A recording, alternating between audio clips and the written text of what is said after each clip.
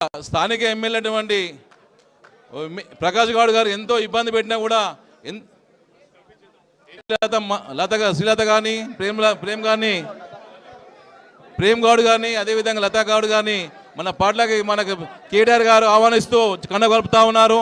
అందరు కూడా సప్పలతో అందరూ జై తెలంగాణ, జై తెలంగాణ, జై లో ఉన్న సిట్టింగ్ మేయర్ ఒక కార్పొరేషన్కి అటువంటి ఒక పొజిషన్లో ఉన్నటువంటి ఒక పరిస్థితిలో ఉన్న ప్రేమ్ గౌడ్ గారు వారి సతీమణి వాళ్ళ కుటుంబ సభ్యులు అందరూ కూడా ఈ అధికార పార్టీతో కాంగ్రెస్ పార్టీతో చిల్లి గవ్వ కూడా లాభం లేదు.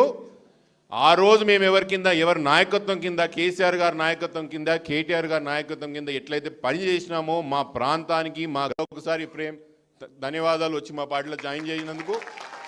ఖచ్చితంగా మేమిద్దరం కొట్లాడి నిలబడి పార్టీ నిలబెడతాం, కార్యకర్తలందరం కూడా కాపాడుతాం, ఏ ఎన్నికలు వచ్చినా కలిసి కొట్లాడతాం, కలిసి విజయం సాధిస్తామని చెప్పి మనవి చేసుకుంటూ చేవెల నుంచి వచ్చిన సోదరులందరికీ కూడా మహేశ్వరం నుంచి వచ్చిన సోదరులందరికీ కూడా చేవెల అదేవిధంగా నాతోటి వచ్చినటువంటి నా అన్నదమ్ములకు అందరికీ కూడా ఇక్కడ అన్న సమక్షంలో కేటీఆర్ అన్న సమక్షంలో జాయిన్ కానికి వచ్చినందుకు నిజంగా చాలా సంతోషంగా ఉంది.